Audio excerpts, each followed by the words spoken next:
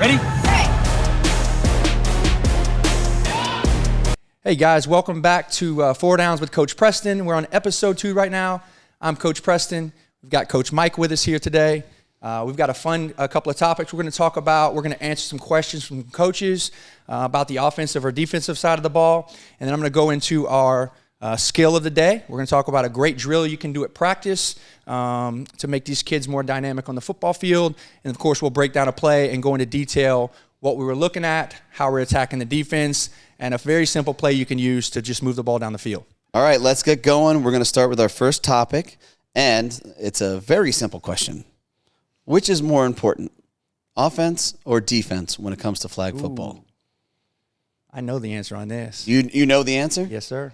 Well, I'm an offensive coach. All right, so, okay. Well, offense is definitely more fun. I'll give you that much. I agree. It's funny you asked that because the answer is offense, in my opinion, but our defense is unbelievably important. Right. I can tell you this. I'll give this up. The defensive side is way harder than the offensive side. I totally agree. Right? I totally agree. There are games I come out of there with my coach, and he's like, we gave up 30 points. I'm like, Coach, I can't believe you only gave up 30 points.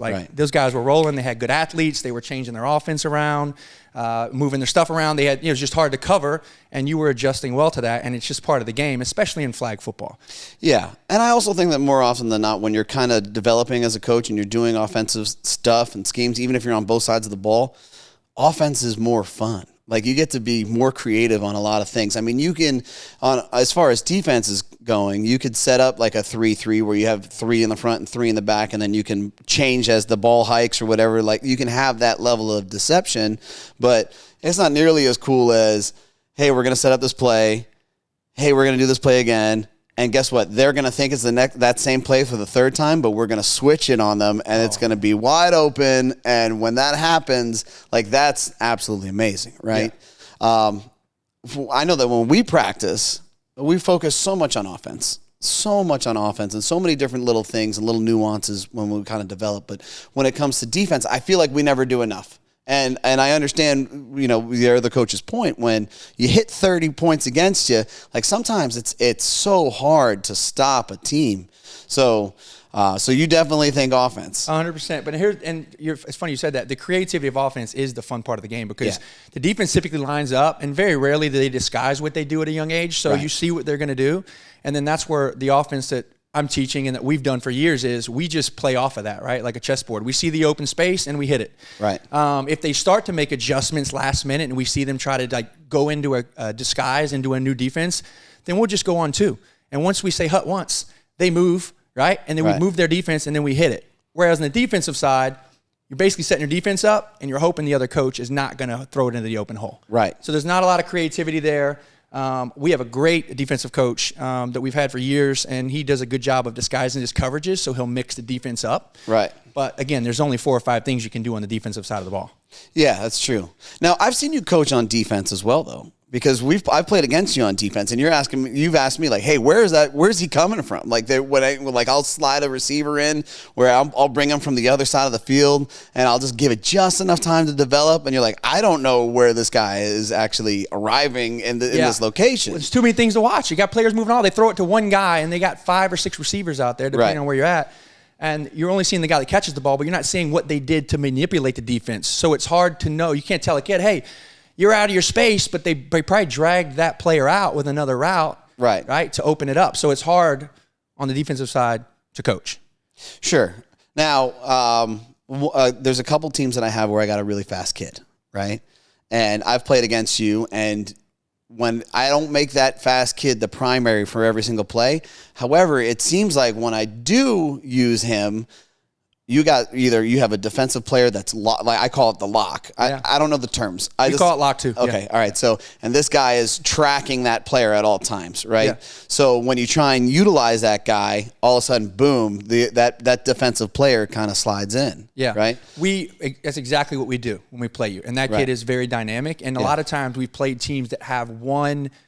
And you have good players, but one very dynamic player they use a lot, so then we'll lock that player up. Right. And our goal there is to, when we call lock, we mean man, right? And a lot of times we won't run man across the board on defense, right? Because somebody's going to get open. It's hard to play man. We'll put our best player on your best player, and our hope is that the quarterback drops back and he's the first read. Right. But since he's covered or someone's close to him chasing him, he's not comfortable with that throw. Now he moves off of that read. Right. And now he's scanning the field trying to find the next open guy. And with 4 seconds or 3 seconds to throw, it's a sack most of the time, because once you come off the first read, you don't really have enough time to make another decision.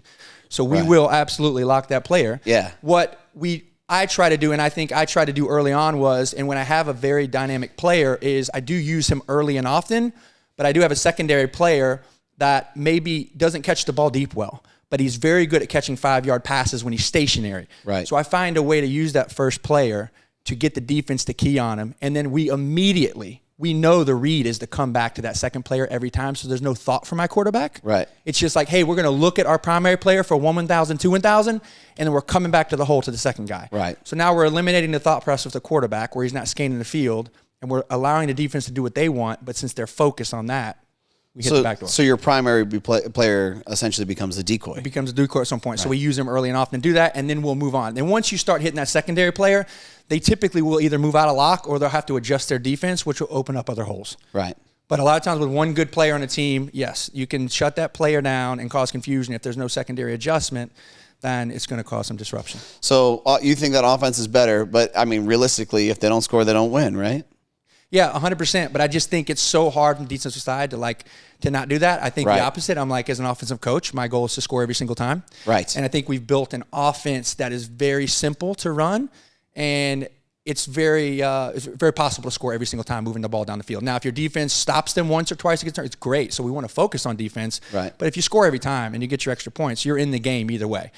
The last thing I'll point out is, as an offensive coach, clock management is huge. Right. Yeah. So we go to some of these tournaments and you have 2 10-minute halves and they're a running clock. So you might only get 2 possessions in the first half. If you're lucky, in the second half. Right. So it doesn't come down to defense stopping people as much as it comes to the offense and scoring every time, or can you get the ball last? Right. Right. So we had a tournament recently where we actually did not score on one of our first drives in the first half. We went into the second half down by a touchdown, and we ended up getting into like 4 minutes to go, and we were tied up. They scored. We knew they were going to score, and then we milked the clock on offense, working it all the way down to make the final touchdown to win the game, essentially, right? So clock management is huge. At that point, you were in control. Yeah. So did you receive the ball second half, or did you start with the ball the first half? This specific game, I don't remember. I know we were down at half, and then we ended up getting a turnover from them. But I know that when they had the ball with 3 minutes to go, and I want to say at that point we were maybe up by a point, there was no nervousness of like, oh, we don't want them to score. Like, of course we don't want them to. My whole thought is, hey, if they score, we get the ball last. Right. So if you have that mindset of scoring every time and you can work your way down the field, having the ball last is really the only way to win some of these tournaments. You're not going to beat teams by 14 and 21 points. Right. So we played enough tournaments and tight games against good teams that I'm accustomed to knowing that at the beginning of the game, this is not going to be a game. You're just going to walk through and win. Like, you have to clock manage it at the end of the first half, and then at the end of the second half to just get the ball last. And in this particular game, we went down and scored, and we were down by a point at this point, but we had 0 seconds on the clock when we scored our last touchdown. Okay. And then we went for 2 to win the game. Right. We got the 2. Of course. We won the game.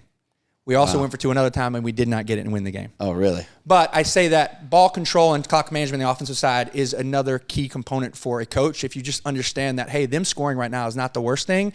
As long as we have enough time and we work the clock and don't give them the ball back, a lot of times that's how you win games. Right. So, but I mean, either way, even though at one point you went for 2 and you lost, and one point you went for 2 and you won, you still kind of controlled your own destiny. Yes. Right? Yep. And that's why you feel like offense is more important than defense. Correct, because you're controlling the clock.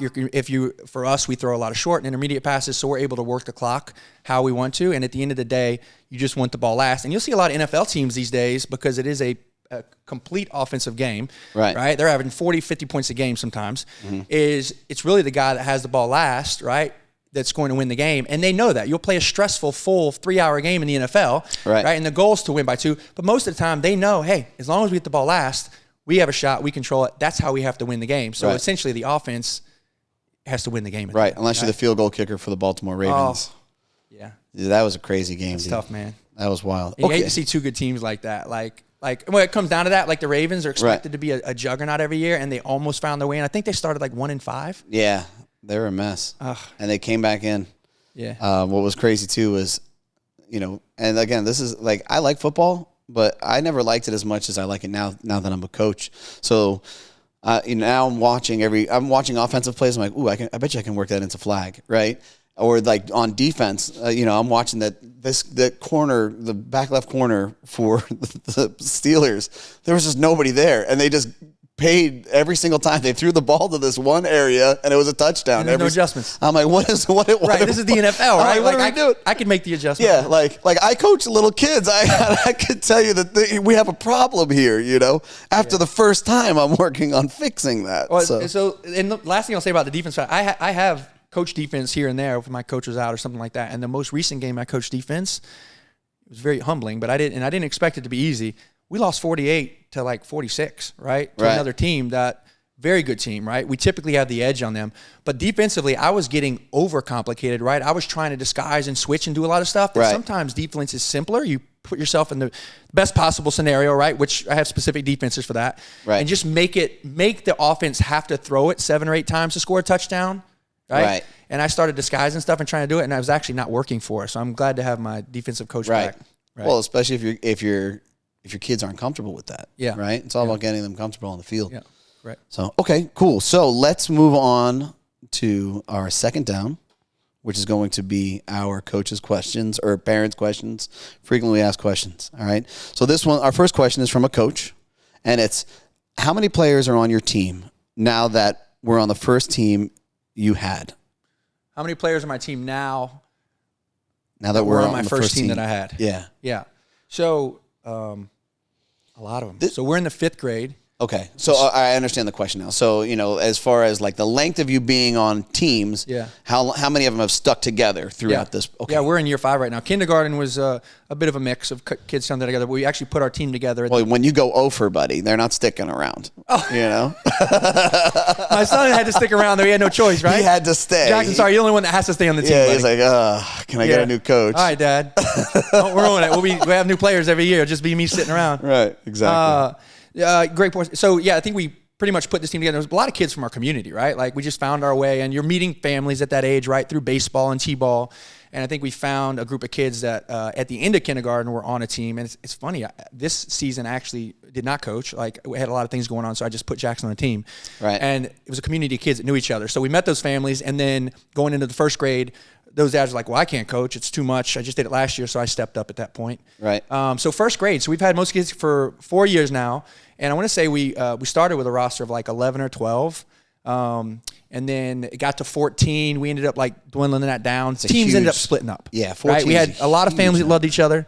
They appreciated it, but for a coach, like it's hard to manage that many kids. So we recommended and they agreed. We split up into 2 teams. So right in the middle of the 1st grade year, we ended up with 8 kids. We have 10 now, and I'd say 9 out of 10 of them are probably off that original roster. They've been with you this whole time. Yeah, and the only couple we've lost have been 2 kids that have moved away. Right, our quarterback moved away in the 4th grade, February of last year, 3 months before the national championship. They moved to Tennessee. That's big. I know. That was a huge loss, but we were very fortunate. We picked up, and we'll go into another talk about that. We picked up a 2nd grade quarterback on our 4th grade team, and he picked our offense up quickly and led us to the national championship. Right. 2 kids moved away. Other than that, we've had the same group of kids. So what we don't do is, and not that it's bad, but we don't go out and like recruit and get all these other kids in. And I guess that's absolutely okay if you want a tournament team, like that happens. Right. But I think we've been fortunate to have the group of kids that knew each other, liked each other, and then we found their strengths and we've built them over the years and put them in the right spots so they're really good. We have kids that are linebacker that would absolutely not play safety. Right. They're just not good at that. And my son's one of them. He is over aggressive. I put him at safety, he's coming up to intercept the ball and he's getting beat deep every time. Right. But we can put him at linebacker and he's really good, right? So we found our kids' spots and they're really good at their position. That's what made us very dynamic is we know what our kids do best and we put them on those spots. Right. That makes sense. Yeah. Okay, so do you ever think that they would have left if you weren't as successful? Maybe. I mean, I think we're lucky that the kids know each other and they're friends in the community. I think kids start at that age by just playing that way, right? Right. Actually, the answer is yes. In kindergarten, right? We went 0-7. Right. No, that team split up for other reasons, but yes, I think the kids just like playing together. I think that it was a challenge at first because some kids were more advanced than others of trying to like get everyone the ball equally and playing time equal. Right. But we started to have conversations with parents that like, At practice, they're getting better. They're all going to play, but they won't play the same amount, especially when you get into second grade and third grade. Like when you're playing to win and put these kids in the best scenario, right?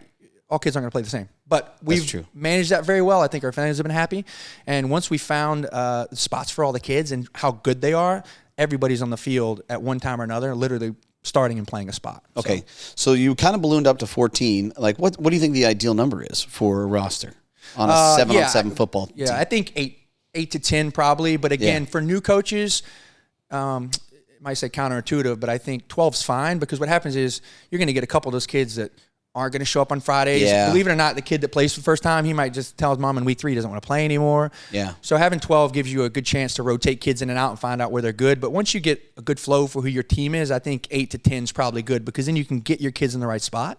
Right. And make sure that they're all playing a significant amount of playing time. Right. But when you have more than that, it gets hard. Yeah. I mean, for me, like I like to I always start the season with an opening of, hey, listen, here's what we're going to do. We're going to have an offense 1. We're going to have an offense 2, right? So, and there are some players that are on both offenses. And then, obviously you rotate some of the other kids out. And then I always say, not every kid's going to play defense. Like, I just don't think that it's fair to a kid to subject them in that area if they're not capable of reacting at all. Now, we can work on that in practice and scrimmaging and all those things, but I also think that it's important that you don't subject a kid to just outright failure where that it could crush them, right? So you really got to pay attention to what those kids are and what they're really capable of, right? Give them that, it's like throwing them in the water, but just making sure that they have floaters. You don't want them to drown, So I always prepare the kids with that off the jump. That's a great point. Yeah. And these kids are personalities, right? Their confidence level is big for everything they do, and if they love something. So part of it is mom and dad, he wants to play a lot and catch touchdowns. All right, well, but if he's not capable of doing something and you're in a tough position with a very good team, it's also can hurt him too, because it's like some teams will go after the same kid, throw the ball at him 5 or 6 times, they'll score him all game. That kid is deflated his confidence because you stuck him in there in a bad scenario. So it's a balance of getting the kid in the right spot. Right at the right time to make 100%. Sure they're building confidence and not hurting them. So I had a kid at practice yesterday, and he's like, I'm center for my Pop Warner team, and I want to be center. I'm like, okay, well, let's try out center. And he starts over snapping the ball too high, right? And we're at practice, so no one's freaking out. Yeah. He starts beating himself up. Yeah. He starts crying. He starts getting upset. I'm like, okay, just relax, man. We're going to keep focusing on these things. And he's like, hey, I'm sorry. I'm like, look, I don't care that you're snapping the ball wrong, but what I need you to do is I need you to learn how to focus on the next play. Yeah. Because things are going to go wrong. Yeah. And you're going to make mistakes. But if you break down, the next play is going to be even worse, right? You got to, this is what you need to focus on this season. Yeah. Like, getting over it when things go wrong. Mike, that is our next week's topic, man. 100%. Oh, yeah? I'll write it down. 100%. Okay. Because as coaches, we want to win, we want to compete, we want to put our kids in great scenarios, but we're entrusted with these kids. As we've coached for 5 or 6 years, you realize their personalities and the fun they have is dependent on, and where they go from here is dependent on how they're coached now. Right. So if we're not coaching details, or we're not coaching them on their attitude, or picking them up, teaching them how to bounce back, they're going to continue to beat themselves up year after year. And then eventually they get in high school and a coach can't use them because they're always frustrated and upset with themselves. Right. So yeah, that's the next topic. I think that's huge, and I'm passionate about that. Make sure I love it, man. Lock that in. Yeah, you got to pay attention to what kid needs what they need specifically. Yeah. Right? Yeah. Okay. Question number 2. My son doesn't catch the ball very well. How do we improve that? That's a question from the parent. Parent question. This one's simple for now, all right? And we're going to go over this stuff, but this is confidence, right? I know this for a fact. So I played wide receiver, growing up, or in my later years that we talked about. But I was very confident in that, right? I played college baseball. So hand-eye coordination was great. So catching the football was very natural for me. But I played with guys that were superior athletes, but they'd catch half the balls that were thrown to them, right? So they weren't good. But it was a confidence thing for them, right? And as you see it in kids, that's all it is. It's reps. Right. So for my son, when he was younger, right, we would play catch a lot. But when I say a lot, mom and dad, you don't have a lot of time. It's okay. I proved to him one time, I was like, hey, let's go out and catch 50 balls, see how long it takes. He caught 50 balls in 7 minutes. Right. I'm 5 yards away from him on one knee, and I'm just throwing the ball. He's catching it, throwing the ball, he's catching it. 7 minutes, he caught 50 balls. We did that for a week, and I'm telling you now, we did that for 1 week, and his hands were outstanding the next week. And it wasn't because his hands got so much, he just got more confident and comfortable with catching the football. Right. And in his head, he wasn't thinking, I'm going to drop it, because he just caught 250 balls that week. He was thinking, I'm going to catch it. right? So there were drops in between, but I think it's reps. I would say for a parent, for somebody at a young age, a lot of times just throw them a lot of balls and get them comfortable catching the ball. Once they catch the ball consistently, then you can figure out ways, which may be harder for a parent, but this is where the coaching comes in. And what we do is we'll look and see how they're catching the ball. So when I get kids for private training, a lot of times wide receivers, we start with warming up, and I'll play catch, and I'll have them catch 50 balls.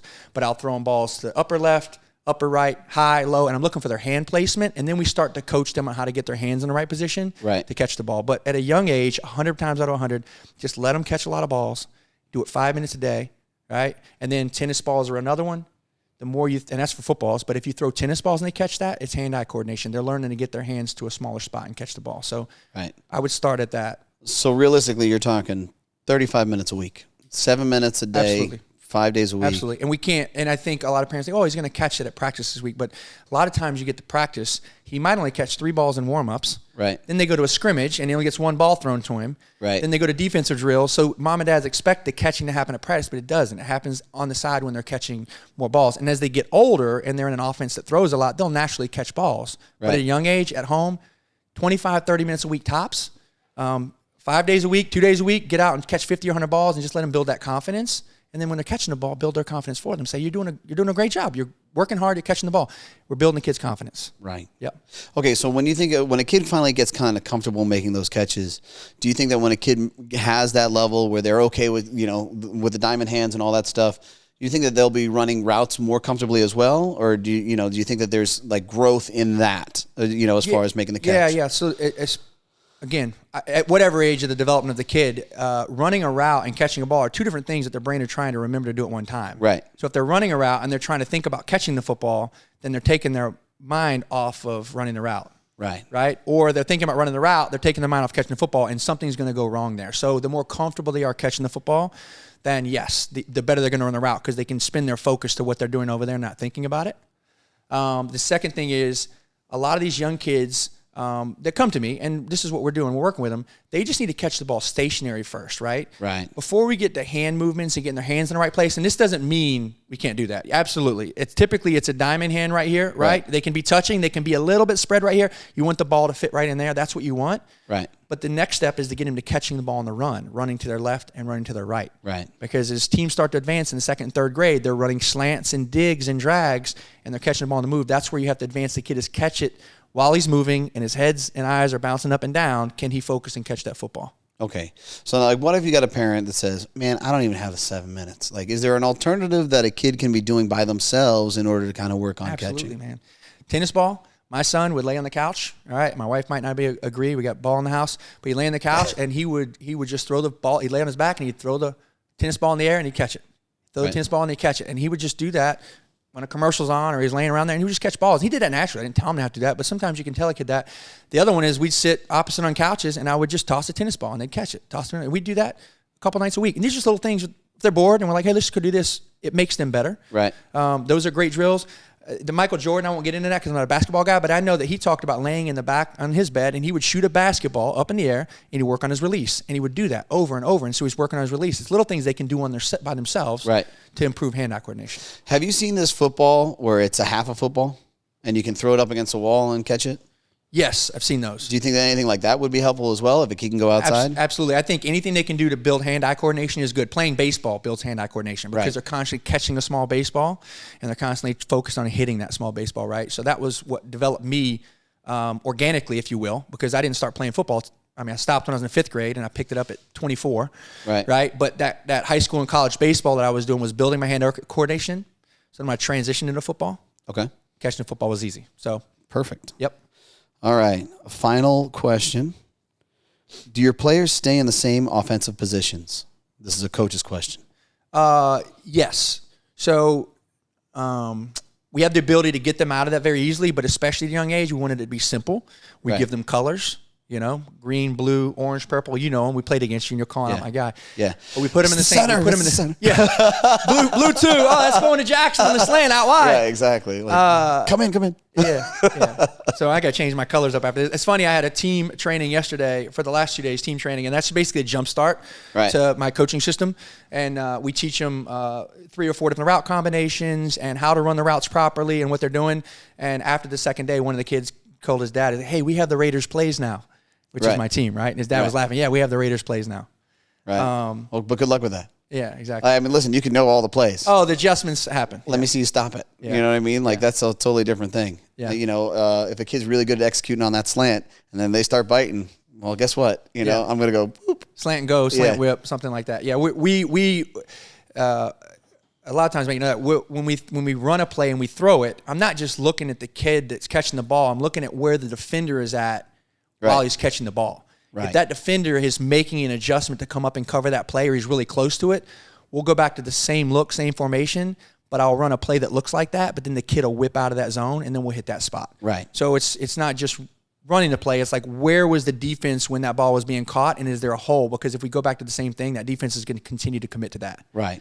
And your attention to detail, you do pay a lot of attention. Now that I've coached with you, I'm like, I've seen you notice things. I'm like, damn, how did you see that? You know, even on a kindergarten level and all those other things. I'm like, that's okay. All right, that's fine. We'll do that. That makes sense. Yeah. You explained to me what it is, and I'm like, okay. All right. So when you talk about, let's stay on topic. So you talk about keeping a kid in a particular spot. Can I one quick thing? Go ahead.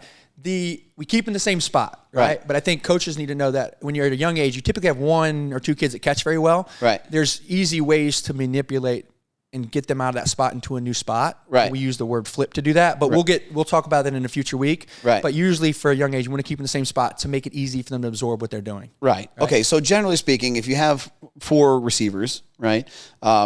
Like for me, what I like to do is if I have 2 guys that are kind of in my internal guys, and you have 2 guys on the outside on a regular, like a spread offense, like 2 on one side, 2 on the other. My internal guys, they're generally, they don't do as well necessarily on an extreme deep ball. Right. They're more of a quicker pass guy. Yes. Like I know that they can catch a short pass. Yeah. I know they can run.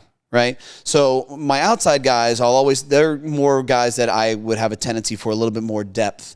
As well as that short pass. Is that something that you do as well, or? Yeah. So early on, we had 1 or 2 kids that caught fairly well, and the other ones were great athletes, but they just weren't consistently catching it. Right. And obviously that kills drives, right? Drops. But so we run deep routes from the outside and the inside. At this point now, we're very dynamic. We have a couple kids that are so good with the ball in their hands that we throw them 5-yard routes, outs, whips, jerks, and we just get the ball in their hands, and they catch it so well, and they get upfield. And then we have our intermediary deep receivers that run the digs and the post corners, and we utilize them for that. Right. Right. And then we have the ability, so when we run our spread, and you talk about your outside receivers and then your inside, which are your slot receivers, we line up into a traditional spread formation. If I want my inside receiver to go to the outside because I'm running a route he's going to be good at, then I'll just say spread flip. And that tells the inside receivers to go to the outside spot. Outside receivers come to the inside spot. Right. And now we call our play call 29, 91, 51, whatever we call, and then we're able to hit that outside guy, put him in the right spot. Right. So I mean, we do something similar in the fashion where I'll do like a green-blue swap. Yep. I'll say, and like, we've obviously talked about that beforehand. We don't just throw that on them in the game, but if I say, hey, if I want a blue-green swap here, what does that mean? The green guy says, I'm running blue. Perfect. Yeah. All right, so now you know where you got to go, and where's the blue guy going? I'm running green, right? So these guys, they absorb. I had a group of 5th graders yesterday, but we had them for 2 days, hour and a half. Basically, coaches having a practice, and I'm out there teaching them and going over stuff. But they know how to run the 1 route, the 2 route, the 5 route, and I won't go into detail, the 6 route, the 9 route. They know how to line up in spread tight, spread flip. Right. They know how to goal line. They know all this stuff within like 3 hours, right? Because it's just the repetition of like building a foundation for them. So we teach them the number and the route, and we run that. And they walked away yesterday. They can run 5 or 6 very fast plays, and they all know what to do. Right. And it's taken 3 hours to do that. So I think we want to teach coaches that, like, if they start with the foundational stuff that we teach, within a couple of weeks, you can be doing great stuff with these kids fast. And then by the next season, you might be running 5 or 6 plays very fast by just calling 29, 91, 69 and teaching that stuff, right? Right. So, okay, perfect. All right, well, that is our questions for today. And now we're going to get into our third down, which is a drill that you have. So what do you got for us today? Yeah, I've got a great drill we're going to go over. So I didn't move off the mic there. Young kids and older kids, right, in the flag football world, a lot of their hesitancies on the field from pulling flags or catching balls is the traffic, right? You're on a 25-yard field. There's 12 kids out there. They're running into each other. So we try to teach our kids how to play through the traffic, right? You're going to bump into kids and catch a football or knock it down, right? The problem with that is when kids don't practice those things, or if they don't do them at home, right, then they're typically not given it everything they have in the game, right? So we have a drill right here we use our wide receivers and our DBs with. We call it the stick attack, right? So we put 2 cones out, and I'll put this on the screen here. We got 2 cones out about 3 yards apart. 2 kids are lining up on those, and they're running straight ahead to a stick or another cone that's 10 yards ahead of them, and they're sprinting to get around that and come back to where we're at, and we're going to throw the ball in between them, and they're going to attack that football. They're going to try to catch it, knock it down, whatever they can do, right? So as I show this first clip right here, you can't see the kid on the right side, but as we snap the ball, you'll see them both come out. They're going to run around that stick. They're both coming back to the football. I throw it right in between them, and they're trying to catch it, right? And we'll move on to, I'm going to go to the second clip here on the right side. There was a catch on that one. I want to be clear, on this drill right here, it's not like if they drop the ball, it's not a problem. What we're teaching them is just to play through contact. So I'll tell the kids a lot of time, hey, I want you to go catch that ball. But, Jackson, if you're behind Penn and Penn's going to catch that ball and you're behind him, I want you to dive through it and knock it out. Right? So I'm telling you to make a quick adjustment and get the ball to the ground so he doesn't catch it. So you're kind of working on offense and defense at the same time. Right. But a lot of times, and I did it with this team yesterday, and we were done. Like every kid had hit the ground like 4 or 5 times in 10 minutes. And we took a water break, and they came back, and they're like, hey, can we do that drill again? Right. Like they loved it because I don't think they realized, like, man, that was fun. Like we were bumping into each other and hitting the ground, but like I liked the tenacity of trying to go get it. They enjoyed that part. We would do this when we found that was a problem for our team, was like contact. We did this for maybe 3 weeks for 5 or 10 minutes of practice. We don't have to introduce it anymore, man. They're so used to going after that ball and attacking it. And if you bump into a kid at the ground, they're comfortable with it. It's a great drill to add into your practice. Right. Okay, so the way that you set it up, you said that you had a receiver and a DB. Now, but like if your players are doing both, it doesn't really matter. You can just line them both up at different times. And realistically, you're not aiming to throw at who your wide receiver is. You're kind of almost making it like a toss-up. You're throwing the ball in the middle of both of those players, correct? Yep. You could absolutely say, hey, you're the wide receiver, and give them something to do. I think that would be the second level. The first level is probably just let them go run into each other and catch the ball. Right. And then you throw it right in the middle of them, and you just let them attack the ball and go get it. One kid's going to know he's the receiver because he's beat him around the sticks, so he's attacking to catch. Usually the other kid knows, I'm beat right now. I got to knock this ball out so he doesn't catch it. And you'll start to see them develop that awareness, right? Right. Which is quick thinking skills and attacking the ball and not, stuff like that. So it's a great drill to do to teach kids to just run into each other a little bit. And we've never had any kids get hurt, right? They get up, they brush themselves off, and they're fine. I mean, more often than not, you see on the defensive side of the ball where a defender just kind of says, they look at the ball, and they see, he caught it, right? And they just stood there the whole time, right? So to try and teach them to react instead of just kind of sitting there is huge. It's going to make a big difference on your defense, right? Well, in other sports do that, right? Soccer, they run into each other all the time. Lacrosse, they do it all the time. That's why I say lacrosse is a great secondary sport for football. Right. There's a lot of the same physical contact and the movements and the chasing and things like that. But for kids that don't do that, they don't play those sports, they don't get that contact usually, right? Introducing the skill at practice, helps them to build the confidence in doing that. Yeah. I mean, dude, basketball as well. Basketball's big for I can't tell you, like, how many times I'm telling a player when they're going to do a layup, I'm like, look, just if he runs into you, you're gonna take the contact. You got to get used to going in and then someone running into you, right? As we all know that sometimes a foul will get called, sometimes it doesn't, right? But at the end of the day, that kid has to get comfortable with the contact, running into each other. These kids, you'll find as they get older, like the strength in the hands of them attacking the football and catching it in that drill right there makes receivers so dynamic. Even in flag football, I mean, we talk about contact, right? Flag football 30 years ago was like, if you touched anybody, it was a flag, right? But now, like, you can't stop that. Like, you've got athletes coming from all of the sports, and they're just naturally running into each other. So kids need to be comfortable with that. But from a receiver perspective, a lot of times our kids catch the ball in traffic. They're not looking for anybody, and the kid will just run into him. Our kid will hit the ground, but he's holding the football still because he's done a drill that taught him to do that. Right. Yeah. Now, I mean, there's a fine line, though, between, like, just kind of initial contact and, like, players blatantly going out to try and push a person out of the sidelines or anything like that, right? Yeah. I think that's one of the bigger challenges that you kind of see going into winter season, right, where you have Like a lot Tackle of the kids. Yeah, a lot of the Pop Warner kids they're looking for something to do. They want to Yep. continue to sharpen their skills, right? Yep. But they're used to that over physicality, right? So, there's a big difference between contact and like contact, right? And we're not trying to teach a kid to, hey, just go out there and level this kid, but you need to go out and fight for that ball. Yeah, no, we're teaching them to be comfortable with it. Right. Right. We're going to teach a kid to go do that. And look, again, as flag football progresses, more tackle kids are playing, more lacrosse kids. So we're teaching our kids, if they want to play flag football, then they need to be, we want to get them comfortable with contact because it's not going to go in the opposite direction. There's going to be some contact. They're going to have padded helmets on kids. All flag, we'll all have padded helmets at some point, right? Just to protect the head a little bit more. So we want to teach our kids to be comfortable with it. Right. Yeah. Absolutely. Okay.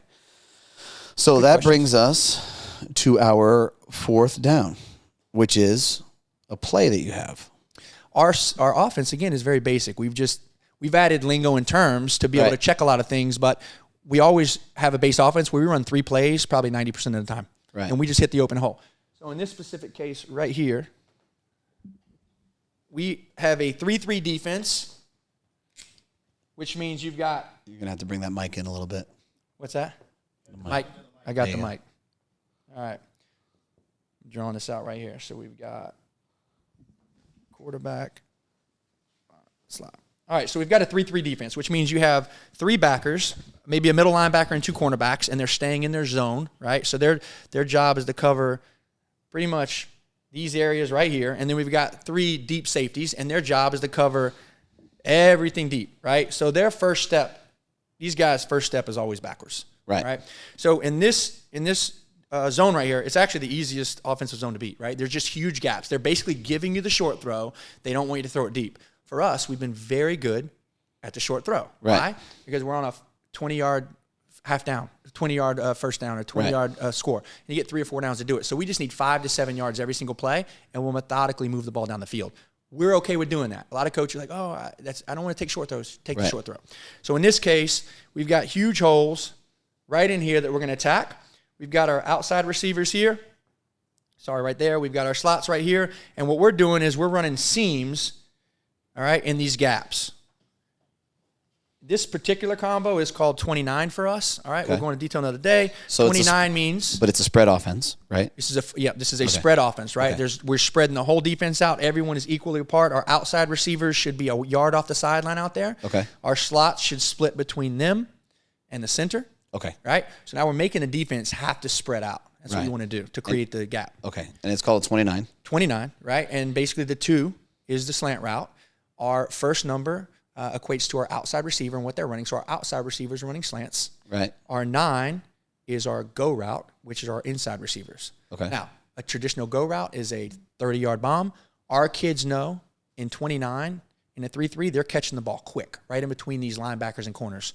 So what you'll see is with these huge holes, we're going to run these 2 guys up the middle. And on this particular series, I'm going to say it's 3 or 4 throws. They don't adjust out of the 3-3. They try to squeeze it down on us a little bit, but we still hit the middle of the field each time, and we move the ball all the way down the field on that. Right. Now, in the we're going to go on the screen and show it here on video, but these windows are going to look a little tighter because we're pretty much a 4th grade team right here playing a 6th grade team, and as they get bigger, they squeeze our zones down a little more, but our receivers can still get in the spot and catch the ball. When you're in the 1st and 2nd grade, these holes are enormous. This is the easiest play to run all the way down the field. Not only that, but a lot of the defensive players won't move. They don't adjust. They don't know how to adjust. They play all the way out. Coaches don't coach it, so you can hit these zones a lot easier. So we got tight windows here, and we still hit it, but in the 1st, 2nd, 3rd, 4th grade, it is the easiest play in the world to run. Right. We played in a tournament in the 4th grade, and we scored 3 straight touchdowns on a team, 12 straight plays like this. They never adjusted. Oh, man. Right? So what we are looking at right here is, one more time. All right, so we got our 3 defenders. There's our corner, middle linebacker, outside corner, our 3 front guys, and then in the back we've got our outside corner. He's still getting into position. He's going to go far to the sideline, middle safety, back left safety. So our holes right here are the obvious. Right in there, and then right in here. Let me show you my receivers real quick. So we've got my outside receiver. Here's my slot. We're going to target this guy. Here's my other slot. Here's my other outside receiver right there. What we are trying to hit is right in that hole. So this outside cornerback here has no chance. Our guy is going to run right inside of him, and at best, he's behind my receiver, and we just catch the ball in front of him. Right. And this middle linebacker is so far up on the center, even if he was back 5 more yards, we have a huge hole. Right. All right. So this is our 29 combo. We know we line up in this right now. This throw is to one of these slots. Right. Our quarterback looks and sees the spacing between these two guys, right? So you probably have 8 yards there, and then you got like 10 yards here. So you got a lot of space. We're going to hit this side right here. Right. At a young age, I'll tell my kid, hey, we're throwing to the right slot, or we're throwing to the orange, right? Right. So we're telling him what to do. So let's go in here. Let me clear this out, and we're going to run this play. And here we go. He catches it. We're throwing it right to the inside slot. He catches it, takes a few, boom. Flag's pulled. So here's the good news. If this flag is pulled right away, he's got 5 yards. Right. If they miss a flag, he's got 10 yards. Right. We took the easy throw, we got 10 yards. And more often than not, that happens. More often than not, you're going to get a missed flag here and there, and you're going to move it down. But even if they great flag pulling team, they're pulling your flag every time, you're getting 5 to 6 yards in the catch every time. That's Right. plenty of opportunity to move the ball all the way down the field. Right. So we're going back to this now. And what we're looking at on offense on this play is, all right, did they make any adjustments, right? So let's get set. Ref's getting off the field. All right, take a look here, Mike. Yep. We're back to our corner. So here's our outside corner. Here's our middle linebacker. He backed off the center a little bit. Here's our outside corner. What happened is what? Our safeties cheated up. If I went back to that slide, they were probably 10 yards off earlier. These guys are, maybe 7 to 8. This guy's cheating up. So it looks like they're trying to make an adjustment. But is my hole still here? Do I still have a gap here to throw the ball? Yeah, your hole hasn't changed. Hasn't changed. At So all. guess what we're going to do? The same play. We're going play. to snap it quick, and we're going to throw it there again. Right. All right, let's watch it. Slow motion. All right, so he goes left side on this play, which is completely fine. Catch the ball, first down, right? Let's go here. Okay, so 2 plays when you had 3 to get a first down, and you're already on the second side of the field. We're taking what the You defense did the gives same us. play twice. Yeah, and so we're prepared when they go to a 4-2 Right. to attack a different hole, Right. and 3-3 and 5-1. So I've learned to adjust to those 3 different coverages. Right. But this is the easiest one to throw in, and I see this coverage. I'm seeing it in 6th grade now, and these are great athletes, right? So I know their coach is playing on, hey, these are great athletes.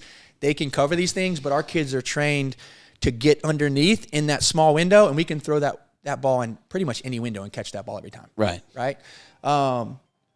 What we're going to look at right here is the kid we threw the ball to on the left side, he picked the left slot. I would have rather the right for the open. My receiver right here, his job as a coach is to tell him to make sure he gets inside this defender right here. Got it? So if he gets in here, this leverage, the throw is inside, that defender can't really get to that ball, right? My receiver's going to catch that ball in his chest every time. So we took the tighter window throw, Right. but it didn't matter. We got the first down, all right? Okay.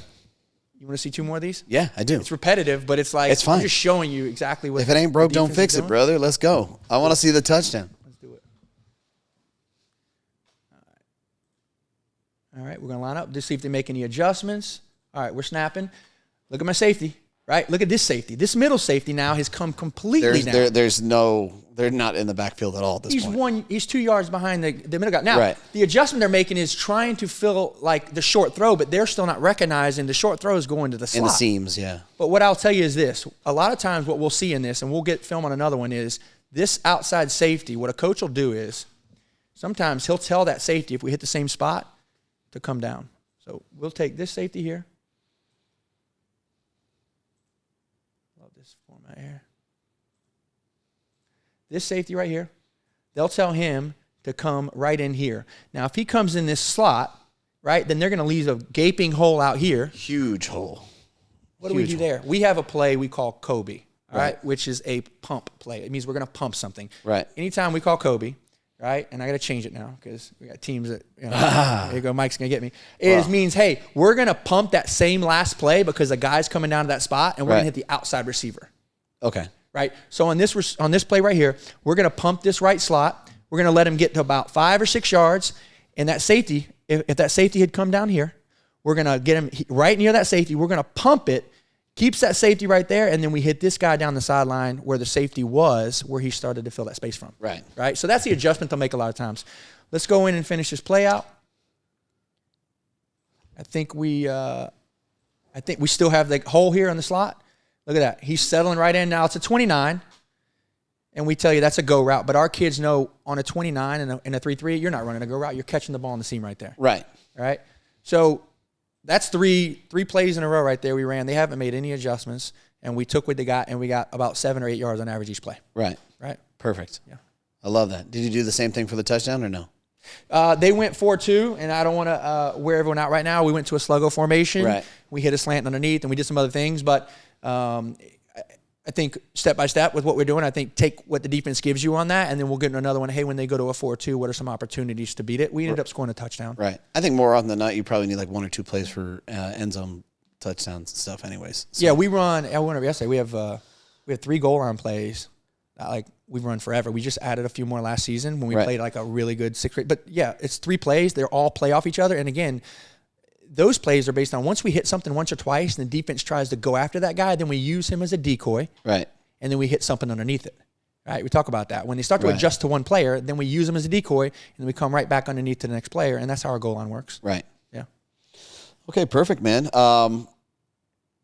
People need to like and subscribe, right? You make sure you tell them that. Like and subscribe. Yeah. YouTube, Instagram. We've got we'll put the handles up here right now.